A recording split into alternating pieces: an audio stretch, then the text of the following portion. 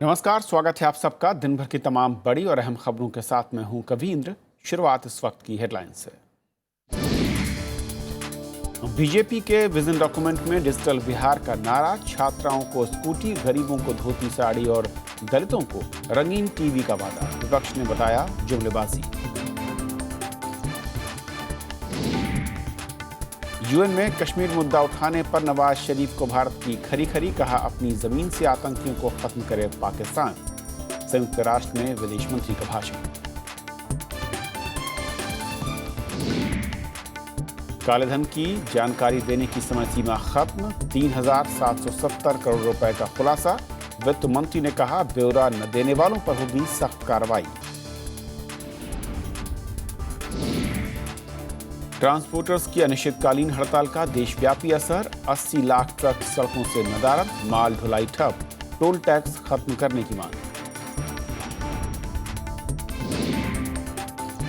और श्रीलंका युद्ध अपराधों की विदेशी न्यायाधीश कर सकेंगे जांच। यूएनएचआरसी में सर्वसम्मत से प्रस्ताव पारित, अंतर्राष्ट्रीय जांच समिति के गठन का सुझाव।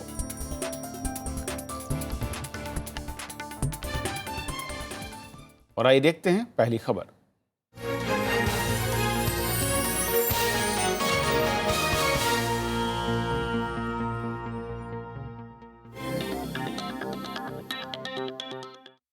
बीजेपी ने आज बिहार चुनाव के लिए विजन डॉक्यूमेंट जारी किया। पटना में वित्त मंत्री अरुण जेटली ने पार्टी की विकास की सोच को जनता के सामने रखा, जिसमें राज्य के विकास, युवाओं को रोजगार के साथ बेहतर और उच्च शिक्षा के वादे शामिल हैं।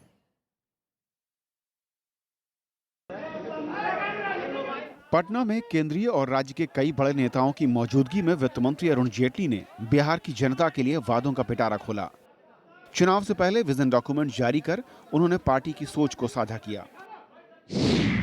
बिहार की पावर, बिजली की समस्या, उसका हल ढूंढना, बिहार में इंफ्रास्ट्रक्चर का निर्माण होना, आरंभ में तो एग्रो बेस्ड इंडस्ट्री बने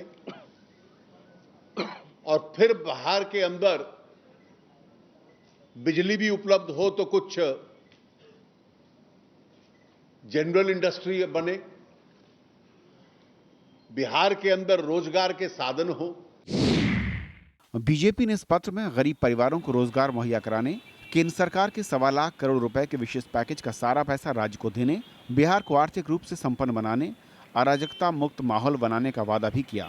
इसके साथ ही पार्टी ने बिजली की समस्या दूर करने, हर घर तक बिजली पहुंचाने, युवाओं को राज्य में ही रोजगार के अवसर मुहैया कराने का भरोसा दिया। विजन डॉक्यूमेंट में उच्च शिक्षा के साथ प्राथमिक शिक्षा की गुणवत्ता में सुधार और अधिक अवसर मुहैया कराने की बात कही गई है। तो किसानों के लिए भी कई वादे हैं। पार्टी के मुताबिक किसानों की बिजली पानी की समस्या तो दूर की जाएगी, साथ ही उन्हें बीज और खाद भी मुहैया कराई जाएगी। बीजेपी के पत्र में महिला सशक्तिकरण पर भी जोर दिया गया और इसके लिए कई योजनाएं लाने की बात कही गई है। यहाँ के लोगों का कौशल का विकास हो, ताकि लोग कौशल के विकास के बाद अगर बाहर जाते हैं तो ज्यादा से ज्यादा वो रोजी रोटी कमा सके, एक बेहतर रोजगार उनको मिल सके।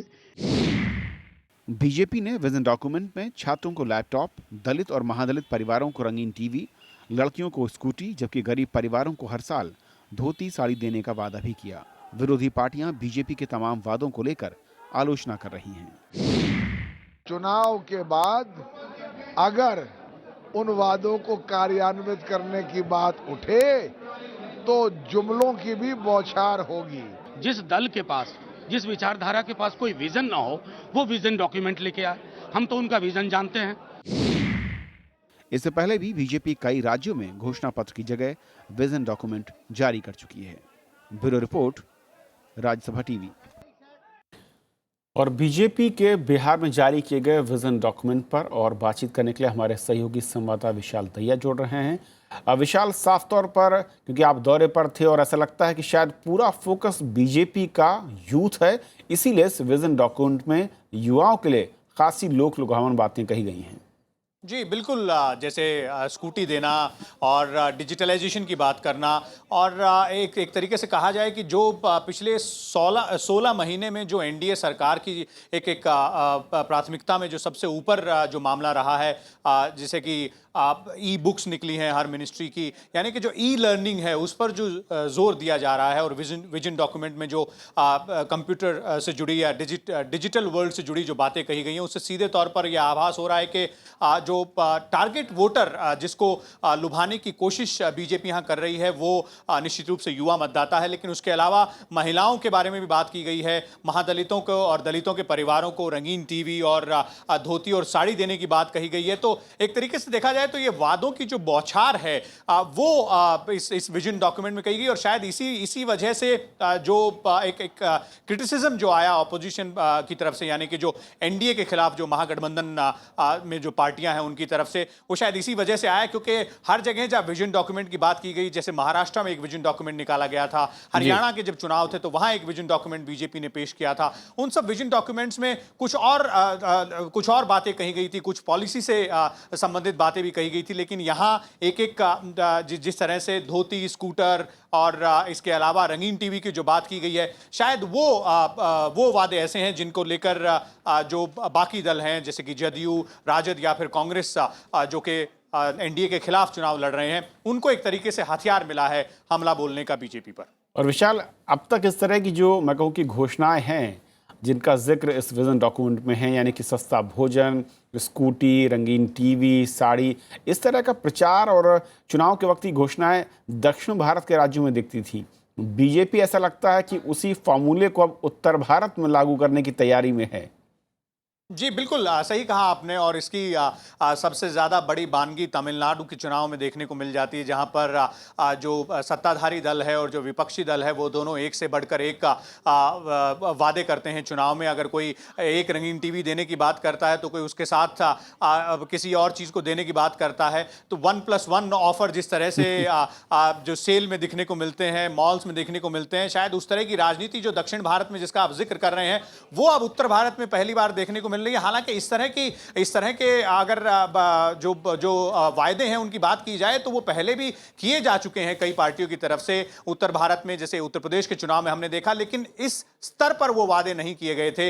इन वादों का जिक्र हालांकि बीजेपी की तरफ से भी विजन डॉक्यूमेंट में इस लेवल पर किया जाना, ये भी अपने आप में एक थोड़ी सी नई बात है, और खासतौर पर बिहार में किया जाना वो जरूर नई बात है। पिछले चुनाव में भी बीजेपी की तरफ से जब डॉक्यूमेंट जारी किया गया था, जबकि वो जदयू के साथ गठबंधन में चुनाव लड़ रहे थे, तब इस तरह की कोई बड़ी बात सामने नहीं आई थी। लेकिन अब इन वायदों के साथ जबकि सामने ला दिए गए हैं ये वायदे बीजेपी की तरफ से, तो सीधे तौर पर दिखाई दे रहा है कि सभी पार्टियां इस वक्त कितनी पुरजोर कोशिश में लगी हुई हैं मतदाताओं को लुभाने के लिए। और बिहार का चुनाव जो है वो ना केवल बीजेपी, ना केवल जेडीयू, आरजेडी और कांग्रेस गठबंधन के लिए, बल्कि जो एनडीए गठबंधन है जिसकी लीडरशिप बीजेपी के हाथ में है, उनके लिए भी बहुत इसको कहा जाए कि एक साख का सवाल बना हुआ है। शुक्रिया विशाल इस पूरे अपडेट के लिए आपका। और विजन डॉक्यूमेंट पर और बातचीत करने के लिए हमारे साथ बीजेपी के राज्यसभा सांसद आर के सिन्हा जुड़ रहे हैं। आर के सिन्हा साहब, अब तक हमने जो बात हम कर रहे थे कि जिस तरीके से दक्षिण भारत में देखता था इस तरह की लोक लुभावन बातें वोटरों के लिए करना, टीवी देना, फ्रिज देना, या फिर मुफ्त में चावल दाल या खाने का इंतजाम, ऐसा लगता है कि आप लोग कुछ उसी फॉर्मूले को बिहार में लागू कर रहे हैं। क्या है वजह इसके पीछे?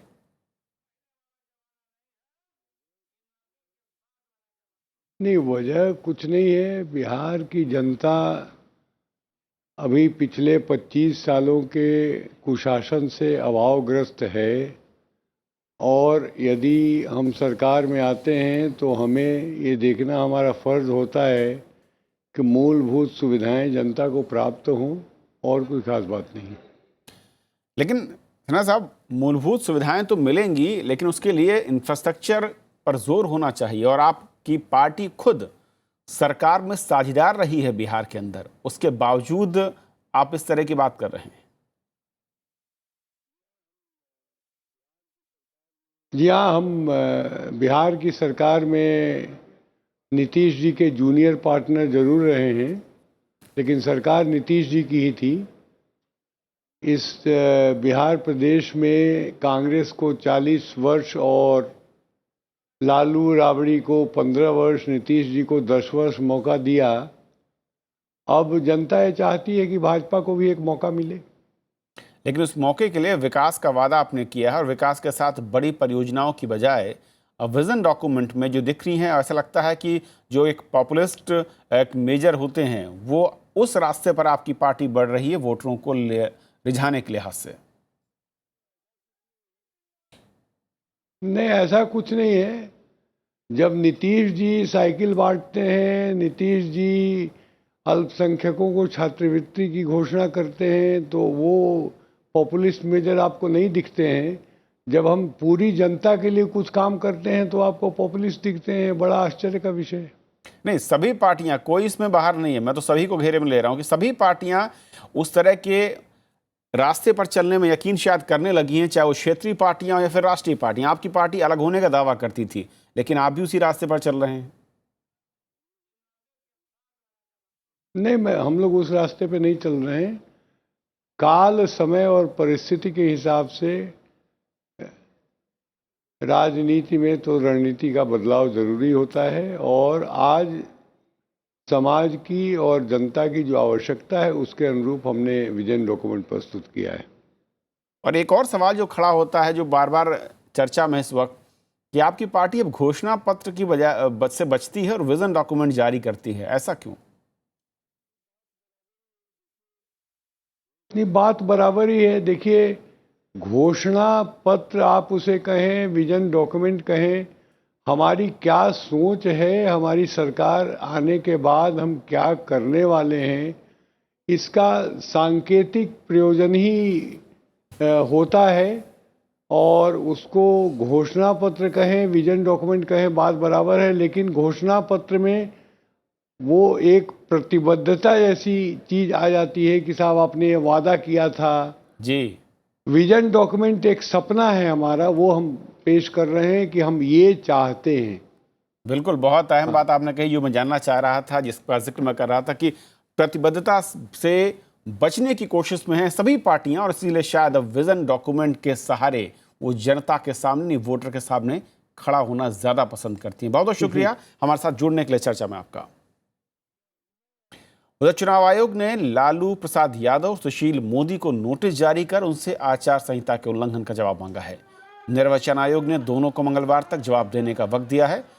29 सितंबर को राघवपुर की रैली में उन्होंने जातिगत बयान दिए थे। बयान के बाद लालू प्रसाद यादव के खिलाफ FIR भी दर्ज कराई गई थी, जबकि सुशील मोदी ने भगवा रैली में जनता से लोक लुभावन वादे किए थे। उन्होंने हर गरीब परिवार को रंगीन टीवी, हर साल धोती, साड़ी और लड़कियों को स्कूटी देने का वादा किया था।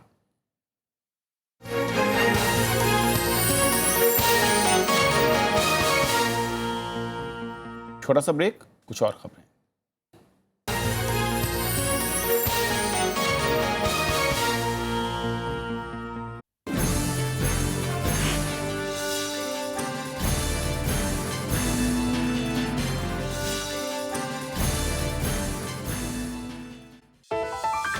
रूस ने सीरिया में आईसिस के ठिकानों पर किए हवाई हमले। अमेरिका ने जताया ऐतराज। रूस के प्रवेश से क्या प्रभाव पड़ेगा सीरिया संकट पर?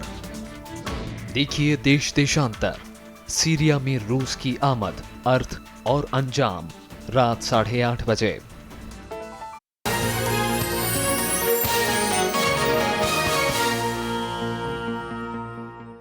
अब से कुछ घंटे के बाद विदेश मंत्री सुषमा स्वराज संयुक्त राष्ट्र महासभा को संबोधित करेंगी और इस दौरान वो कश्मीर मुद्दे पर पाकिस्तान के आरोपों का जवाब देंगी और इसके लिए भारत राइट टू रिप्लाई के अधिकार का इस्तेमाल करेगा। इससे पहले भारत ने संयुक्त राष्ट्र में पाकिस्तानी प्रधानमंत्री नवाज शरीफ के कश्मीर पर दिए बयान पर कड़ी आपत्ति जताई। भारत ने पलटवार करते हुए पाकिस्तानी जमीन से आतंकवाद का सफाया करने को कहा। और the threat of use of force Nawaz Sharif के संयुक्त राष्ट्र महासभा में कश्मीर मुद्दा उठाए जाने की कुछ ही पल के भीतर भारतीय विदेश मंत्रालय की तरफ से इस पर जवाब आ गया। संयुक्त राष्ट्र में नवाज शरीफ के आरोपों का जवाब देने के लिए भारत राइट टू रिप्लाई अधिकार का इस्तेमाल करेगा। ट्वीट्स के माध्यम से कुछ जवाब तो दे दिए हैं और मैंने ये भी कहा था कि अगर कुछ अनएक्सेप्टेबल रेफरेंसेस पाकिस्तान करेगा तो हम राइट ऑफ रिप्लाई एक्सरसाइज करेंगे। तो मैं आज आप लोगों को कंफर्म कर रहा हूं कि हम अपना राइट ऑफ रिप्लाई एक्सरसाइज कर रहे हैं। इससे पहले विदेश मंत्रालय के प्रवक्ता विकास स्वरूप ने ट्वीट कर नवाज शरीफ के आरोपों का जवाब दिया। उन्होंने कहा कि पाकिस्तान में अस्थिरता आतंकियों को जन्म देने से बढ़ी है और पड़ोसियों पर आरोप लगाने से इसका हल नहीं होगा। पाकिस्तान आतंकवाद नहीं, अपनी नीतियों का शिकार है। सच ये है कि वो खुद आतंकवाद का मुख्य प्रायोजक है। विकास स्वरूप ने कहा कि शांति के लिए कश्मीर से सेना को हटाना नहीं, बल्कि पाकिस्तान को आतंकवादियों से मुक्त कराना जरूरी है। संयुक्त राष्ट्र में नवाज शरीफ ने जहां कश्मीर मुद्दे को सुलझाने में नाकाम रहने के लिए संयुक्त राष्ट्र की आलोचना की, वहीं भारत के साथ शांतिपूर्ण रिश्तों के लिए भी शर्तें थोपी। To propose a new peace initiative with India, starting with measures that are the simplest to implement. We propose that Pakistan and India formalize and respect the 2003 understanding for a complete ceasefire. Cross border firing इसलिए होती है कि cross border firing की आड़ में infiltration किया जा सके, और ये भी फिर आप समझ सकते हैं कि ये क्रॉस बॉर्डर फायरिंग कौन करेगा, क्योंकि इन्फिल्ट्रेशन कौन करवा रहा है। पाकिस्तान कश्मीर मुद्दे को लगातार अंतर्राष्ट्रीय मंचों पर उठाता रहा है, जबकि भारत हमेशा से मामले में तीसरे पक्ष की भूमिका खारिज करता रहा है। भारत का स्पष्ट रुख है कि कश्मीर के मुद्दे पर किसी तीसरे पक्ष की मध्यस्थता स्वीकार नहीं की जाएगी। Bureau report, Rajya Sabha TV. वित्त मंत्रालय को कालेधन से जुड़े 638 हलफनामे मिले हैं। इसमें सरकार को 3,770 करोड़ रुपए की राशि मिलेगी। कालेधन के बारे में जानकारी देने का कल अंतिम दिन था। दरअसल कालेधन कानून में 3 महीने तक इसके खुलासे की सुविधा दी गई थी, जिसमें विदेशी अघोषित संपत्तियों का ब्यौरा देने का प्रावधान था, जिन पर अभी तक टैक्स नहीं चुकाया गया। संपत्ति घोषित करने वालों को 31 दिसंबर तक 30% की दर से कर और 30% की दर से जुर्माना देना होगा। अभी भी कोई बचता है जिसने नहीं किया है और उसके पास साधन है, वो पकड़ा जाएगा तो फिर जो कानून के अन्य प्रावधान है वो उसके ऊपर लागू होंगे, जिसमें जुर्माना भी बहुत ज़्यादा होगा, 90% पेनल्टी होगी, 30% टैक्स होगा, यानी 120% देना पड़ेगा, और 10 साल तक की सजा का भी प्रावधान है। हिमाचल प्रदेश हाई कोर्ट ने मुख्यमंत्री वीरभद्र सिंह को गिरफ्तार करने पर रोक लगा दी है, लेकिन आय से अधिक संपत्ति मामले में सीबीआई जांच चलती रहेगी। वीरभद्र सिंह की याचिका पर कोर्ट ने यह फैसला सुनाया। सीबीआई को निर्देश दिया गया कि वीरभद्र सिंह और उनकी पत्नी से पूछताछ से पहले कोर्ट को जानकारी दी जाए। मामले की अगली सुनवाई 18 नवंबर को होगी। याचिका में आरोप लगाया गया था कि सीबीआई ने छापा मारने से पहले राज्य सरकार से अनुमति नहीं ली। जांच एजेंसी ने पिछले सप्ताह मुख्यमंत्री के शिमला और दिल्ली के घरों में छापेमारी की कार्रवाई की थी। सरकार के साथ बातचीत नाकाम होने पर आज से देश भर के ट्रांसपोर्टर हड़ताल पर हैं। All India motor transport Congress समेत सभी ट्रांसपोर्ट एसोसिएशन इस हड़ताल में शामिल हैं। इसके चलते करीब 80 लाख ट्रक सड़कों पर नहीं चले। ट्रांसपोर्टर्स टोल टैक्स को खत्म करने समेत कई और रियायतों की मांग कर रहे हैं। गुरुवार को देश भर के ट्रकों के पहिए थम गए। ट्रक ऑपरेटर अपनी मांगों को लेकर बेमियादी हड़ताल पर चले गए हैं। इसके चलते माल ढुलाई के काम पर व्यापक असर पड़ा है। दिल्ली जाना है, अभी माल लोड कर दिया, इधर से जाने में प्रॉब्लम होगा, पता नहीं कितना दिन रहेगा कितना दिन नहीं रहेगा। मध्य प्रदेश में ट्रक हड़ताल में बस ऑपरेटर भी शामिल हो गए। इसके चलते यात्रियों को काफी दिक्कतों का सामना करना पड़ा। अभी तो पहले चरण में हम लोग अपने ट्रकों को ही ले रहे हैं। हम लोगों ने आवश्यक सेवाओं को प्रतिबंधित नहीं किया है, लेकिन अगर सरकार हमारी मांगे नहीं मानेगी तो फिर निश्चित रूप से जन में प्रभाव पड़ेगा। सरकार की ओर से बातचीत के जरिए हड़ताल टालने की कोशिश की गई थी। बुधवार को केंद्रीय सड़क परिवहन मंत्री नितिन गडकरी ने all India motor transport Congress के प्रतिनिधि मंडल के साथ बैठक भी की और दिसंबर तक देश भर के टोल प्लाजा पर इलेक्ट्रॉनिक टोल सिस्टम लगाने का वादा किया था, लेकिन टोल सिस्टम को पूरी तरह से खत्म करने की संभावना से इनकार कर दिया। टोल टैक्स बैरियर पूरे हटाए जाएं और टीडीएस के जो ट्रक के भाड़े में से टीडीएस इनकम टैक्स काटा जाता है वो ना काटा जाए। देश में ज्यादातर माल ढुलाई का काम सड़क के रास्ते होता है। हड़ताल से हर रोज ट्रांसपोर्टरों को 1,500 करोड़ रुपए और सरकार को 10,000 करोड़ रुपए के नुकसान का अनुमान है। लंबे वक्त तक हड़ताल चलने पर जरूरी चीजों की सप्लाई पर भी असर पड़ेगा और रोजमर्रा की वस्तुओं के दाम बढ़ सकते हैं। Bureau report, Rajya Sabha TV. School में बच्चों को दोपहर का भोजन नहीं मिला तो उन्हें इसके पैसे मिलेंगे। केंद्र ने मिड डे मील के नए नियमों में ये व्यवस्था की है। नए नियम लागू हो गए हैं और ये खाद्य सुरक्षा कानून का हिस्सा है। लगातार 3 दिन तक खाना ना बने या फिर 1 महीने में 5 दिन अगर खाना नहीं मिलता है तो जवाबदेही भी तय होगी। और अब खाने की टेस्टिंग मान्यता प्राप्त लैब से कराना जरूरी होगा। महीने में कम से कम एक बार खाने के नमूने लिए जाएंगे। इस योजना में हर दिन 10 लाख से ज्यादा बच्चों को स्कूल में खाना दिया जाता है। राष्ट्रपति प्रणब मुखर्जी ने बुजुर्गों से जुड़े मुद्दों पर नए सिरे से ध्यान देने पर जोर दिया है। आज दिल्ली में अंतर्राष्ट्रीय बुजुर्ग दिवस के मौके पर उन्होंने कहा कि बुजुर्गों के सामने आ रही चुनौतियों को लेकर समाज को और जागरूक होने की जरूरत है। उनकी देखभाल के लिए किफायती स्वास्थ्य सुविधाएं और संस्थान बनाए जाएं। साथ ही एक मजबूत कानूनी ढांचा लागू करने से बुजुर्गों की सुरक्षा और भलाई सुनिश्चित होगी। उन्होंने कहा कि वरिष्ठ नागरिक भी अपने अनुभव और ज्ञान को साझा कर समाज की बेहतरी में अहम भूमिका निभा सकते हैं। राष्ट्रपति प्रणब मुखर्जी ने कार्यक्रम में कई वरिष्ठ नागरिकों को 2015 के वयोश्रेष्ठ सम्मान से नवाजा।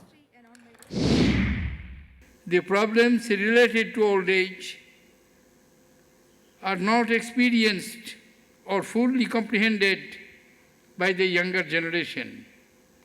There is a need to sensitize various strata of the society towards the challenges being faced by the elderly people.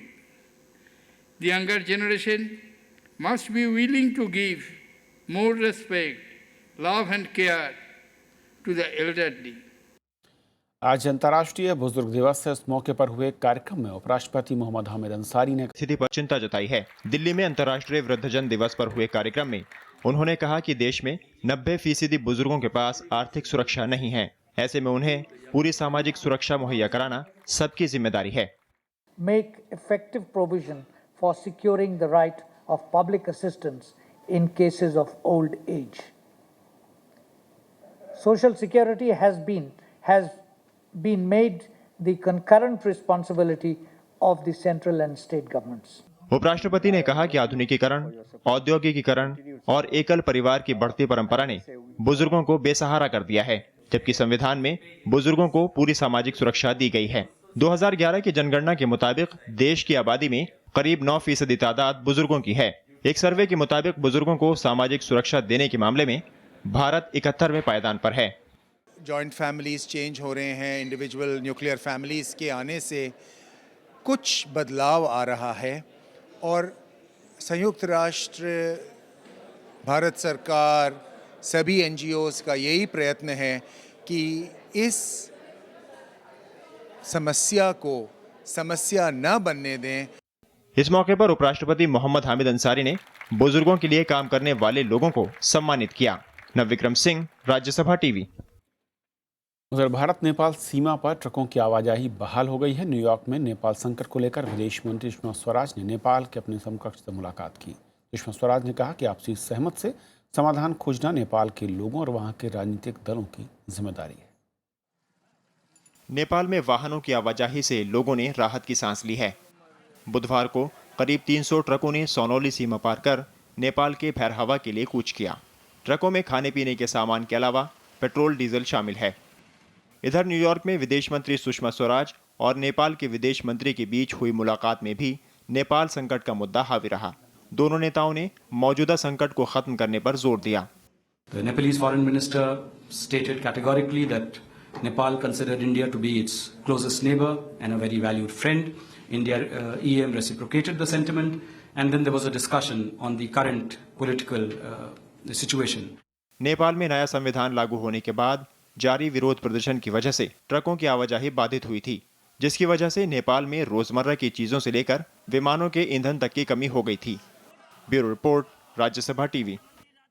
संयुक्त राष्ट्र मानवाधिकार परिषद ने आज सर्वसम्मत से उस प्रस्ताव को मंजूरी दे दी है जिसमें श्रीलंका में गृह युद्ध के दौरान हुए अपराधों की जांच विदेशी न्यायाधीश कर सकेंगे। अमेरिका और ब्रिटेन के इस प्रस्ताव का श्रीलंका ने भी समर्थन किया।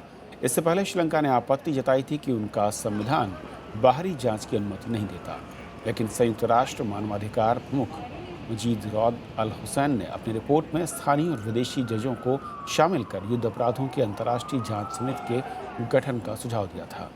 2009 में श्रीलंकाई सेना पर बड़े पैमाने पर श्रीलंकाई तमिलों के खिलाफ मानवाधिकारों के उल्लंघन के आरोप किए थे।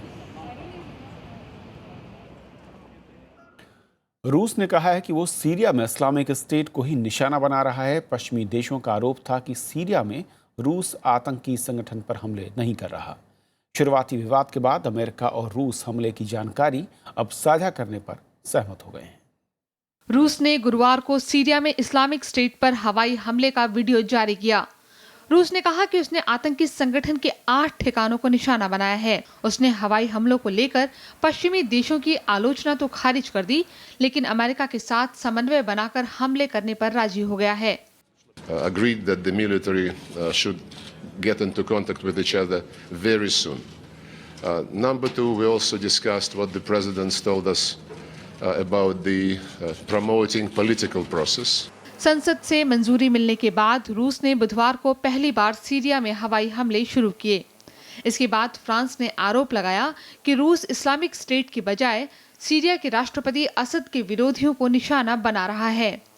अमेरिका ने फ्रांस के सुर में सुर मिलाते हुए कहा कि सीरिया में आईएस को ही निशाना बनाया जाना चाहिए। We have obviously about the nature of the targets, the type of targets and the need for clarity with respect to them. And it is one thing obviously to be targeting ISIL. We're concerned obviously if that is not what is happening. America और रूस Islamic state को खत्म करने पर तो सहमत हैं, लेकिन सीरिया के राष्ट्रपति बशर अल असद को हटाने को लेकर दोनों में मतभेद हैं। असद को रूस और ईरान का पूरा समर्थन है। सीरिया में चल रहे गृह युद्ध में पिछले 5 साल में 2.5 लाख लोग मारे गए हैं और लाखों पलायन को मजबूर हैं। Bureau report, Rajya Sabha TV. तो खबरों के आज के सफर में इतना ही। नमस्कार।